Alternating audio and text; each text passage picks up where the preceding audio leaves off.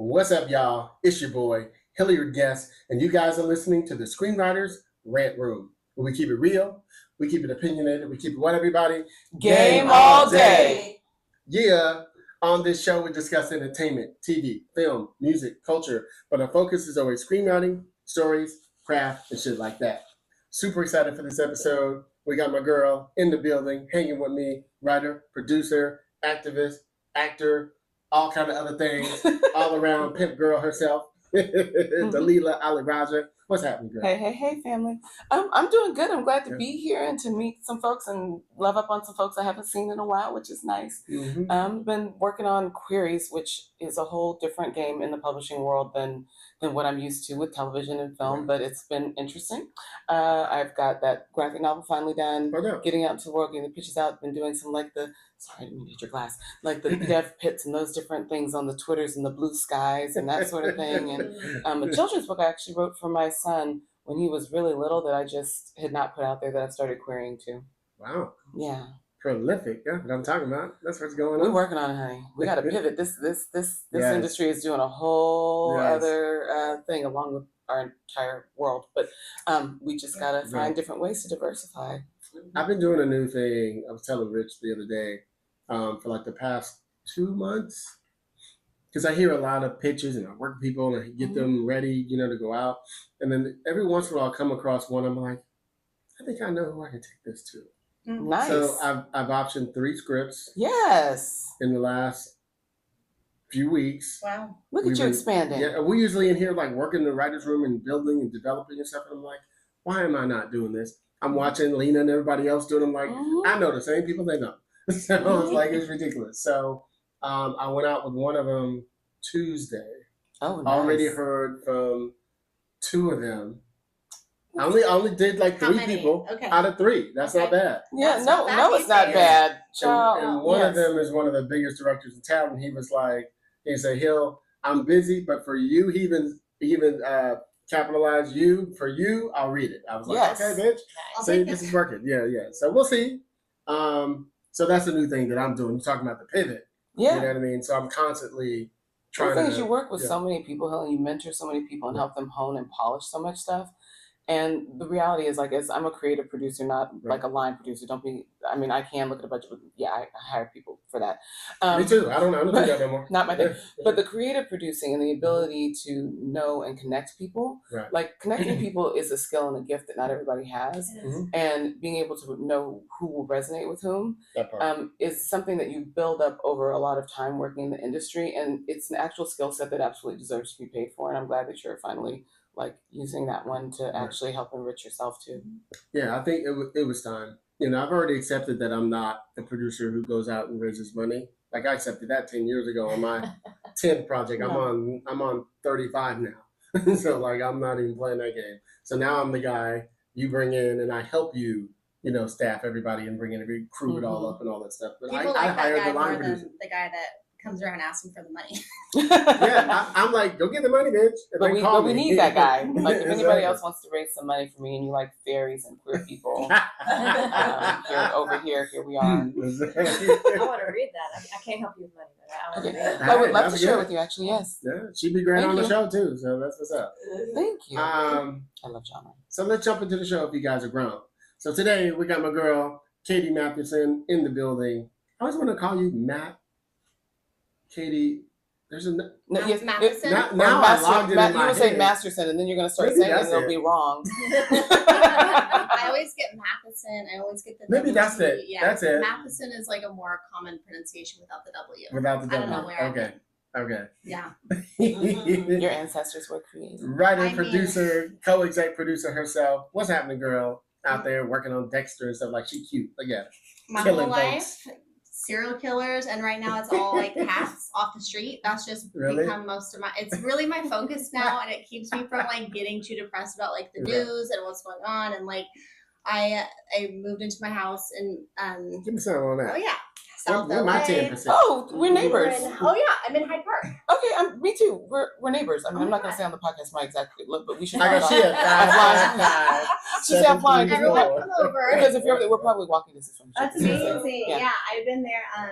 just over a year, my wife and I, and we have a lot of, I mean, there's community cats all over LA, and we do fostering for kittens when I'm not in the writer's room. I'm really living into this stereotype. It's just, I got a fucking patio. I built that the other day. I'm like, oh no, this is just who we are now, isn't it? But I had a mom give birth to 5 babies in my office. Oh. Now we're getting them off and out, but it's cats and killers. That's God bless. I mean, Cats and Killers is like that's a like title a cool for graphic something. novel. I don't know what it's either a band or something.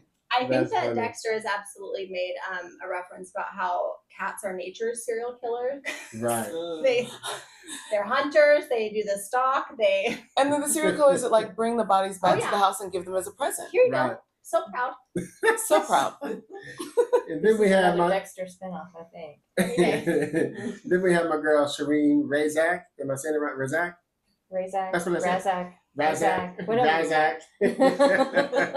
Co-Exec producer herself on the Vampire Academy and Peacock. That's what's up, Yay. girl. You out there killing the game? I love that with show. vampires, yeah. I love killing things. Jay August is a friend of mine. I love that show. I'm so sad it went bye-bye. Yeah. Like really, really sad. Thank you Yeah. so much. Thank you. Yeah. Genre's my thing too. So yeah. I love it. So let's start with you guys. We're gonna get into Think Tank in a moment, but let's talk to you, Katie, about like where you're from and how you got into the game. I'm from Bellingham, Washington, and which is why I love the rain this weekend. It's my favorite thing. It's my favorite thing. And I went to, I knew I wanted to be a writer when I was maybe 8 years old. I was like plagiarizing, like Under My Dalmatians and Frosty the Snowman. And I'm like, look, I wrote a book. That's it's like hilarious. 3 run-on sentences.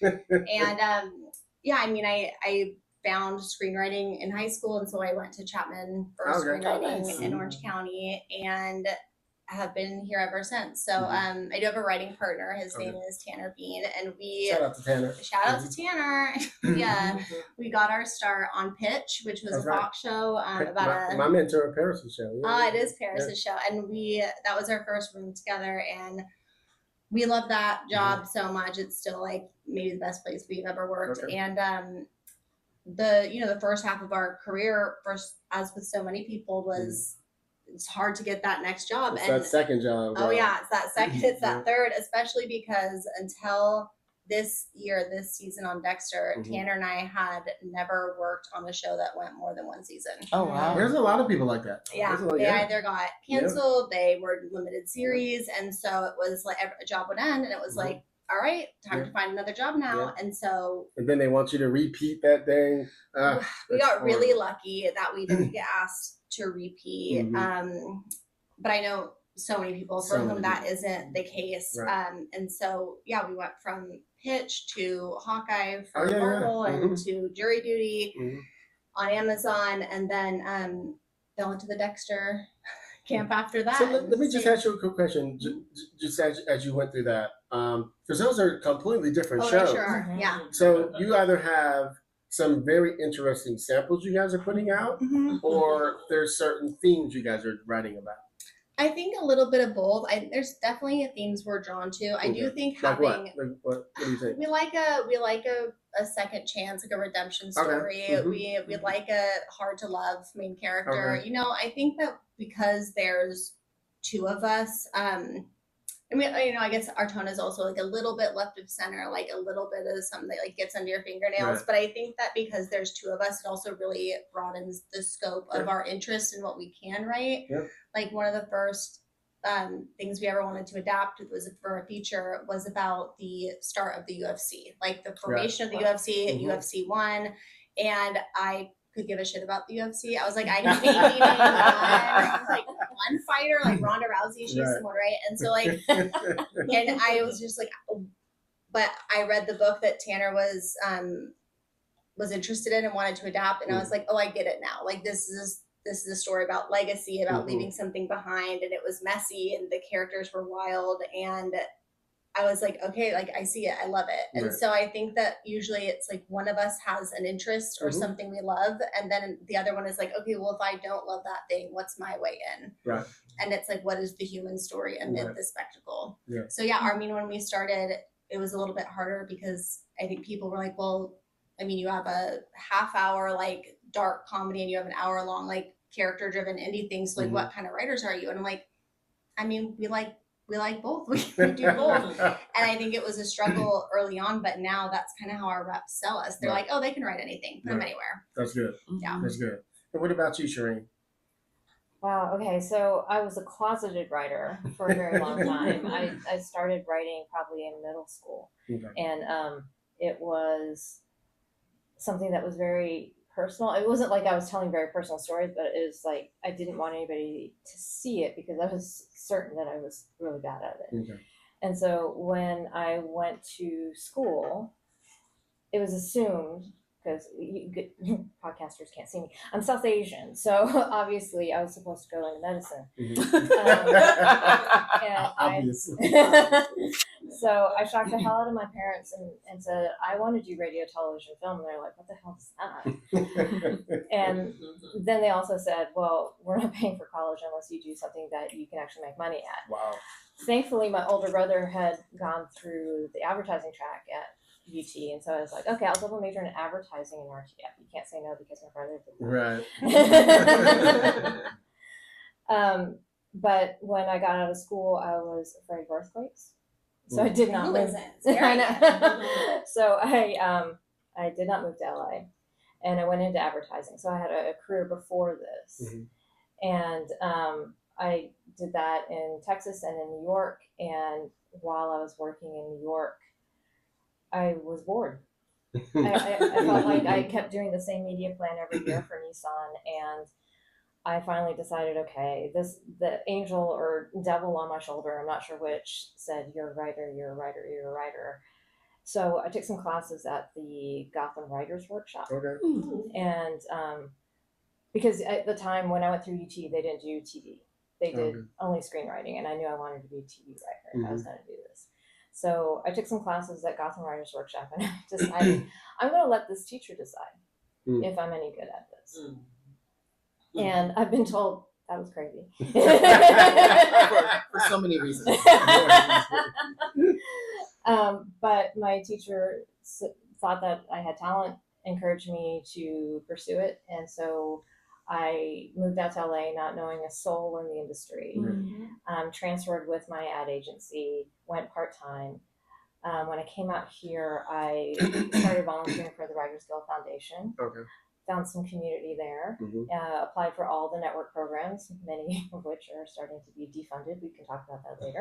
We'll get into it. And I got into the CBS Writers Mentoring Program on my, second or third try. That was the strike year. Did you write a procedural for that, or what did you write that got you in? Let's see. I think it was the supernatural spec. Okay. And then so you stayed within what you write. That's Monster of the week. Exactly. And my family is Trinidadian, and so the monster of the week was something called a sukiyo. Okay, I like it. And so when I got into that program, it was the previous strike. And so when we got out of the program, we were all kind of screwed. Here's your jobs. I was in the program right before the strike, and when I got out, I was like, "Oh, I'm supposed to get," and then the strike came. I was like, "Wow, that's jacked." Yeah. Understand. But I had a lovely mentor, my CBS mentor, and I kept in touch with her. And the following year, she recommended me to a showrunner on an NBC show called Trauma. Okay. Just like Katie, I have been on many a show that has gone only one season, sometimes less than a season. I understand the ups and downs of a first season show. It's like, put me on any first season show, I can weather that storm.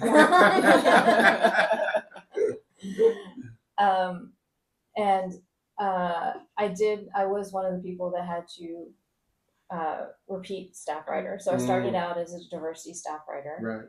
I did that twice, and then I did staff writer another 2 times. What? And then on my 5th show, I was essentially a staff writer, but I had a story editor title because it was a Canadian co-program. Okay. And so you get the best of either guild. And since Canada doesn't have staff writer, I got their lowest title, which is story editor, but I was being paid as a staff writer still. Wow. So 5 shows. Crazy.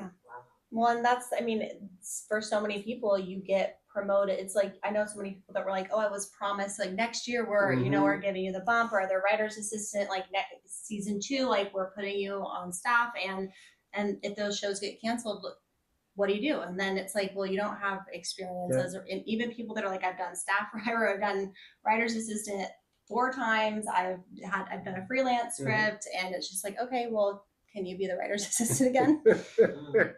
Yeah. It's an interesting industry we're in. We did an episode, it was me, Saeed, and my friend Rich a few weeks ago. We were talking about how we had realized, me and Saeed, that we had friends who were like, yo, we got a show that's about to go. When we go, dude, you're in the room. Yeah. And that's happened to me. I can't tell you how many times. I'm yeah. sure it's happened to y'all. Sure. And Saeed was kind of feeling some kind of way about it because the person who said it was like his mentor. Okay. And I was like, bro, you got to get over it. I know it hurts. Believe me, I've been there too.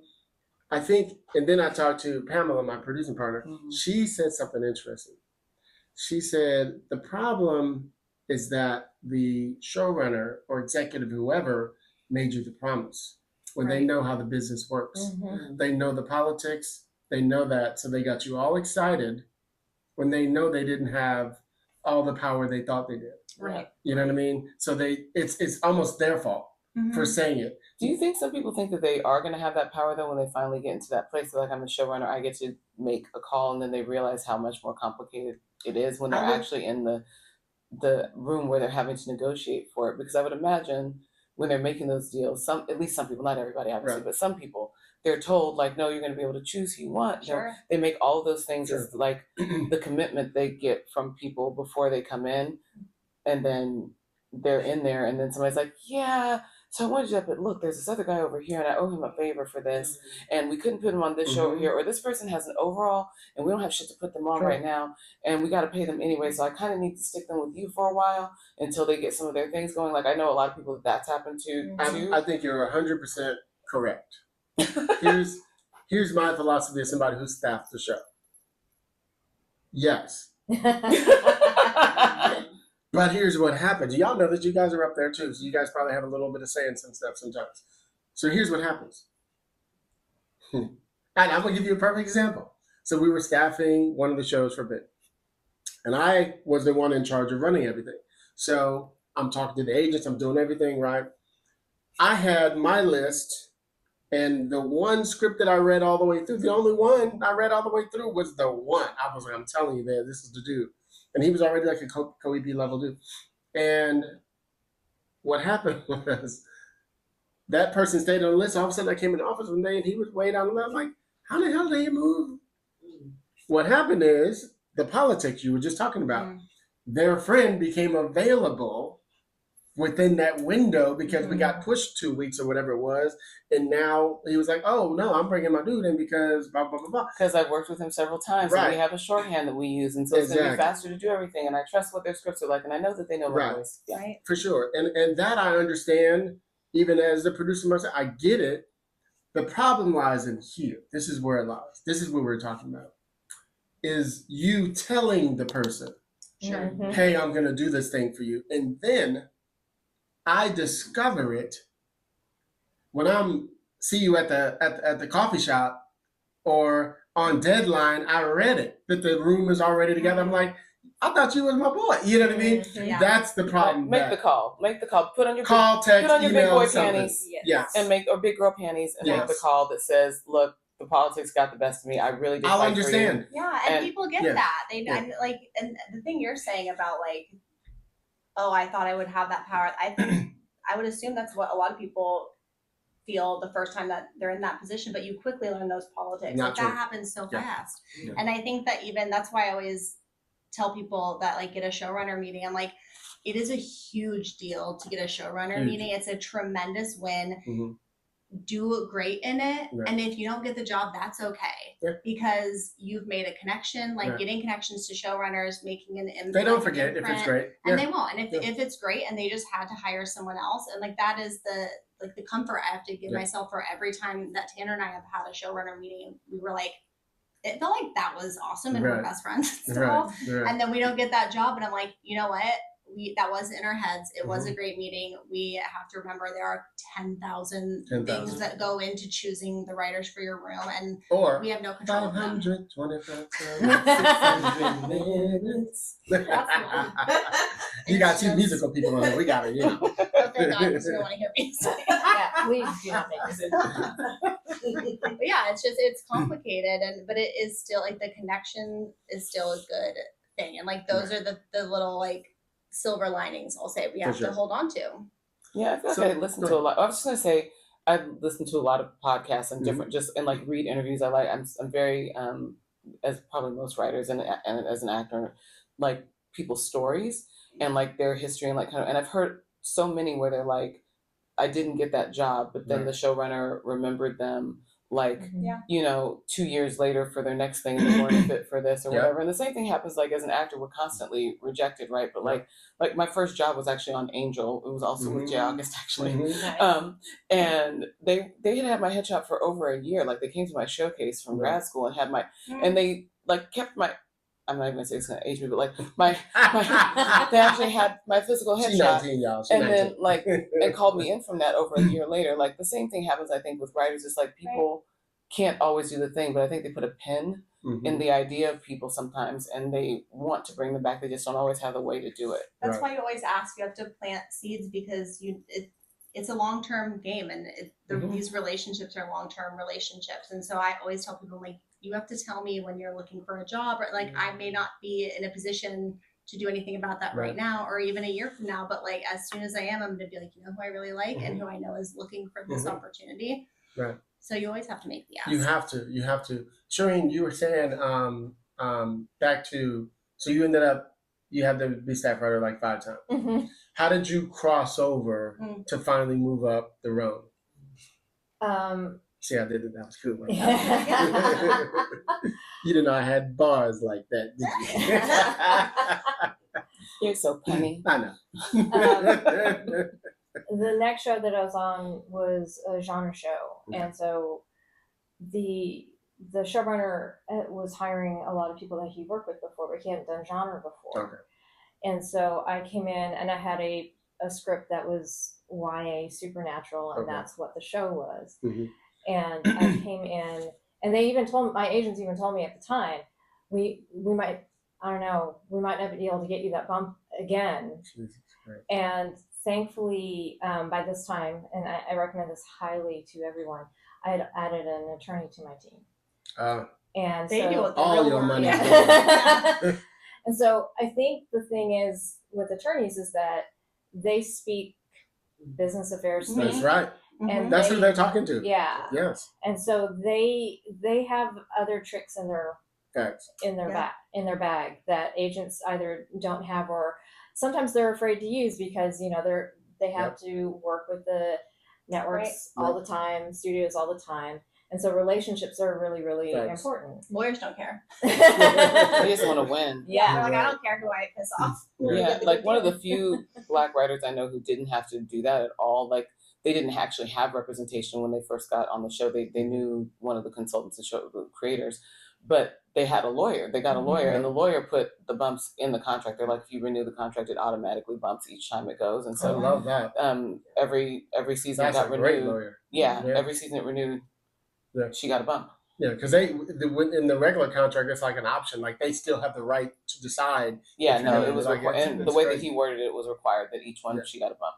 Yeah, I like that. So you were saying you got on that show, and then that was how it worked for you? So I think with that one, actually, since I had the theoretical title of story editor on my previous show with the Canadian Co-Pro. That's right. He was able to get me ESC. ESC, okay. And so I worked my butt off that year, and there was this one particular episode that we did that had product placement in it. And so I was in charge of that, and I did a lot of wrangling, I guess you would say, to make sure that the product placement came off just right. Okay. They also brought the client to set, so it was like I had to, talk to the client and talk to the salesperson. Oh, that was perfect for your skill set. All that stuff. And so at the end of that year, I sent a list of reasons why I should get a double bump the next year. Yes. And I even said, I don't care about the money. I just want my title to be commensurate with my experience. There you go. And so my agents and my attorney went back and they got me the double bump but with the same money that was built into the contract. Nice. And so that helped me get almost to where I was supposed to be. And then I just kept moving. So you got moved to producer then? Yeah. Okay, good. That's dope. Yeah. I love these stories. And so then on my next show, which was New Amsterdam, that showrunner was he wanted to make, well, as much as he could, you know, the politics being what they are, but he wanted to make sure that everybody was getting their bump up. Okay. And so I got supervising producer the first year and then OEP the next year. Nice. Nice. All right. That's not bad. And that's network, so y'all ain't playing. Yeah. Wait a minute. Where my 10%? You know what I'm saying? That's dope. So Katie, let me just ask you, how do you work with your writing partner? Like, how do you guys divvy things out? Like when you guys are writing a spec yourself, and when you guys are in a room and you guys get your scripts or your outlines, like how do you divvy things up? Yeah, we've been working together about 13 years now. Wow. So You got a rhythm, I'm sure. It's been a minute. It's taken time to get there though, to figure out what the dynamic is and how we work best together. We both got married in the time since we started working together. And I think it's been a really good primer for our marriages because it really is like, I mean, being able to communicate the way we have to, like we have a lot of the same like things we like and similar tone and work ethic and all that, but we're very, very different people, like background, demographics, like all those things are kind of opposite, but we are like a lot of our interests are like we say like we have opposite tastes in food, music, and women. So like, you know, there's figuring out like how to communicate with each other, how to work together. He's straight. Yeah. Okay, that's what I thought. Has taken it's taken time, and I think that like, but when we're doing our own stuff, we usually one person has like the seed of the idea, brings it to the other person, and we do outline very heavily together. You guys in the same room a lot, or what are you guys doing? We were always in the same room before COVID, and then we kind of were like, well, we have to, and then we kept moving further and further, like to opposite sides of LA, and then it was like, man, it's gonna take me like an hour and a half to get. He's in Van Nuys, he's way up north, I'm way down south, and we were just like, and COVID kind of forced us to be like, you know, we can spend all day on Zoom. Spend all day on the phone. It's fine. Everyone's like, "Do I Zoom all day?" I'm like, we don't need to see each other's faces. That's too much. It's too much. But you know, we do outline together, whether we are in the same place or on the phone all day.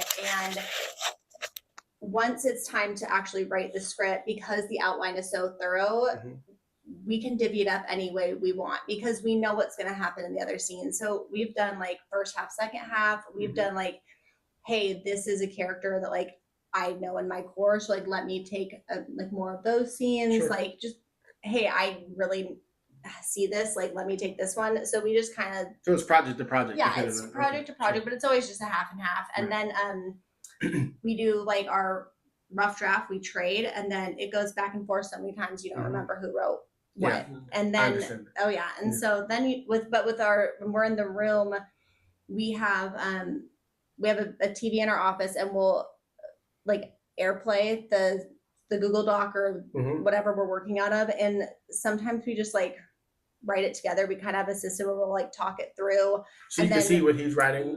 Yeah, well, I'm the writer because I'm faster. Oh, okay, I'm the typist. So he's dictating a lot. Yep, and so but like I can kind of like take the things we're talking about and in real time translate them into outline language. So we'll just kind of do that together, especially with like a more consolidated timeline. It's just easier to do it together when we're in the room. How did you guys meet each other and decide to start working together? I dated his cousin, and he's the last guy I dated before I came out.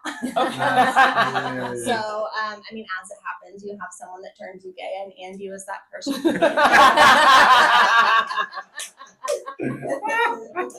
But you know, we just met organically. Like I was on a date. I was like, there's no chemistry. Who's to say why? And I'm talking about screenwriting, and he's like, oh, my cousin's a screenwriter too. You should read his script. And I was like, yeah, okay, sure. Love to read your cousin's script.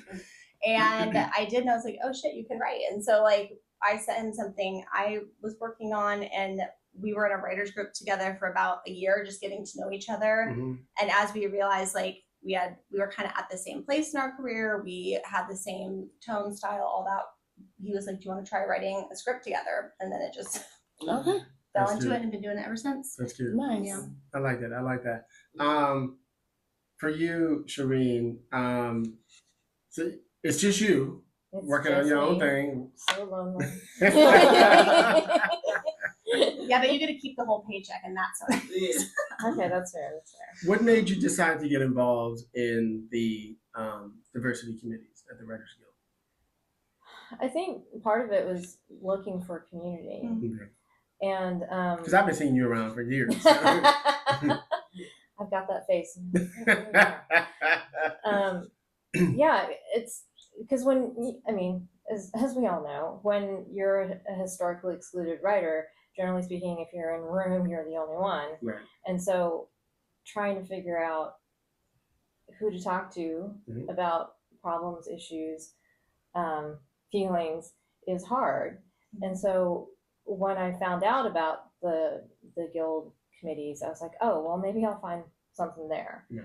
Because even being a volunteer at the Writers Guild Foundation, it was, there weren't a lot of people that looked like me doing that either. So the committees were a good place to realize, oh, some of us are actually having a lot of the same issues. Right.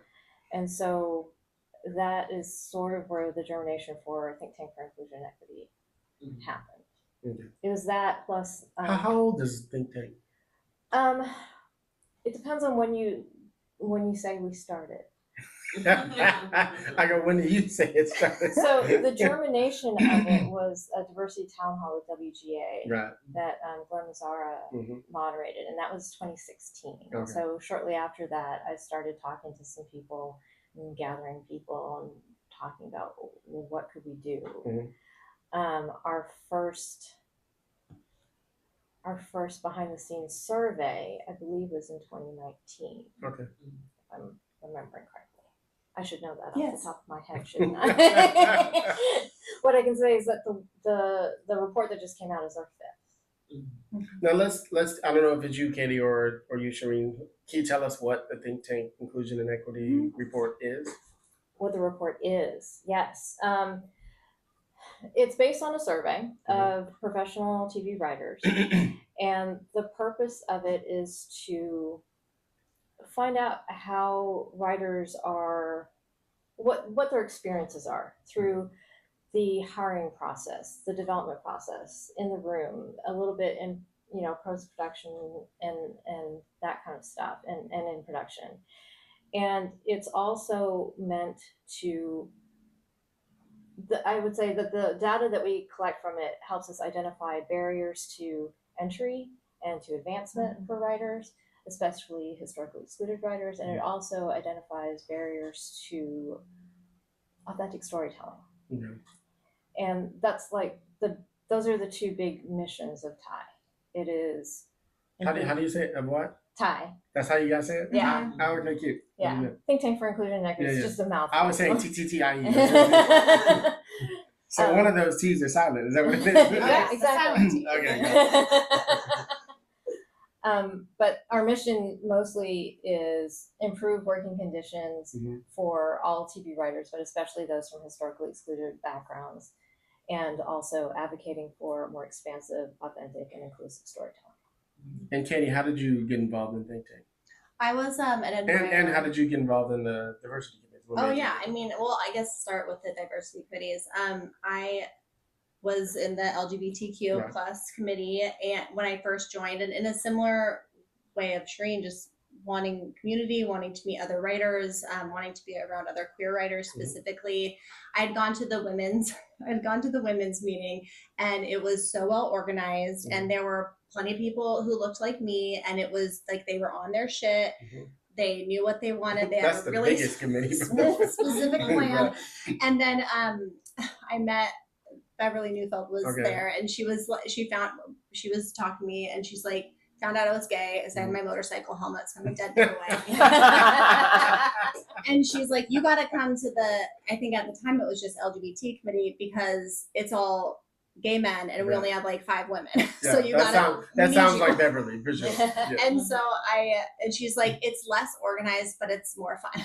Beverly's words, not mine. But they have better food, right? But you know, I had a blast, but I was like, oh yeah, there aren't as many women here. Like there's not as many writers who are brand new to the guild, like brand new in their career. And so I loved it. And I found an easier way in because it was smaller. And so it was less scary to get to know people. And I think it was around the time that Gary, your former co-chair, was ready to step down, and Spiro Skensos had said to me, you know, you should run. And because I had volunteered for some subcommittees and stuff, but I was like, no one wants me to do that. He's like, no, you should run and you'd be great at it. And so like he really pushed me to run, and I am glad that he did, because I loved my time with the committee, and we got to do a lot of different projects and spearhead some really great change. One of which was improving coverage for trans guild members, because it was severely lacking, and we really improved that. And I think that I got so much out of that experience, but my bandwidth was starting to change. I was familiar with TIE. I had friends who were a part of the organization, and they're not a WGA organization. So there is some red tape that doesn't hold up TIE to the goals that they want to accomplish. Do you mean the guild won't give you all the stats you need all the time? Really? You know, and like there's just rules of it being a union, and that was something I learned during my time in the committee, because there were different programs we wanted to do, mentorship program, and it was like, you know, the guild can't advocate for one group over another, and that we heard that a lot, and I understand that from a union perspective, but it was like, Can I interject? I'm sorry. Yes, please. This is why I always encourage everybody who's in the guild. You guys have to join the committee. As a matter of fact, you have to fight your way to become like a vice chair or co-chair, because then you'll learn all the red tape that happens behind the scenes. And then you'll understand why we can and can't do certain things. And how the guild works. And, you know, because of that, we were like, okay, well, we're going to do it anyway. And we're just going to say this is an unofficial program. This is an unofficial event, and did everything we wanted with the name of our committee and the name of the guild behind us, just with the asterisk that like, this is not an official guild event, but we are the WGA's LGBTQ committee. And so that I did learn a lot from that. And I love that TIE was focused on something that I care deeply about, which was intersectionality. And because when I was co-chair, I made a point of going to every single other committee's you came to ours. And like, just sometimes I was just like, hey, I'm there. I don't have to introduce myself. I'm happy to, but I just want to like see what y'all are doing, what y'all are going through. And more often than not, I was like, she's trying to copy what we're doing. That's how she's copying. I'm like, oh, they're doing that. That's cool. Like we could do something like that. Absolutely. And it was like, oh, they're trying to do this thing that we've done. Like we could share like, hey, here's a little tip we learned, trial and error. But my biggest takeaway was a lot of us are going through the same things and like having similar challenges, and I'm a big believer in a rising tide lifts all boats. And that was something that I saw TIE was doing, was such an incredible focus on intersectionality and inclusion, and they were doing it in action. It wasn't just like, hey, here's why it's bad and here's the stats and here's what's going on, but also trying to find ways to improve it, to help writers. And so I emailed him like, how do I get in? What do I do? Right. How does the list go out to the industry so that everybody sees it in the studios and the agents and everything? Who's responsible for that? Do you guys do that, or how does that work? Which list? The report. This list. The report. I call the list. The report. I'm sorry. The report. The report goes out primarily through our email list. So please sign up for our email list. You can tell them what it is. You can find us. Our website is writeinclusion.org. That's WRITE inclusion.org. I feel like I'm your advertising voice. It came out. But yeah, a lot of it goes out through our email list. We have, a lot of affinity groups that we will send it out to, ask them to send it out. And we have other partner organizations like Storyline Partners and places like that will send it out to their constituents as well. What separates your report? I'm sure you get this a lot compared to the UCLA report that they do. That this is a survey of professional TV writers, and it's professional TV writers creating the questions, which is kind of really important, because since we're on the ground, like boots on the ground, understand the industry, know what the questions are to ask. Right. And it's not just about representation, it's also about treatment. Right. So how are you being treated in the room? It's a whole other battle beyond Yeah. being in the room is Yeah. what's the room like. I love that you guys asked about microaggressions and things like that most people don't even acknowledge are happening, but that if you ask people, they can tell you, oh, yeah, I absolutely experienced that. It's just a lot of times we don't report those because they're a harder thing to quote unquote prove or whatever, even if anybody who's of mind would know, girl, yeah, no, I know that's exactly what was going on with that little bit there or whatever, It seemed like when I went through both of the you guys' report and went back through the UCLA one just to kind of freshen myself up, it seems like the UCLA focuses a lot on demographics, in viewership and the money that comes in and goes out and representation, but not always specifically around the writers. Like it talks about overall in the industry. The one thing that I saw in both reports that I think is it's always my core question. It's we are all these groups that are underrepresented are a larger part of the viewing audience and the people consuming content than how it would be even if we were doing parity within the population structure.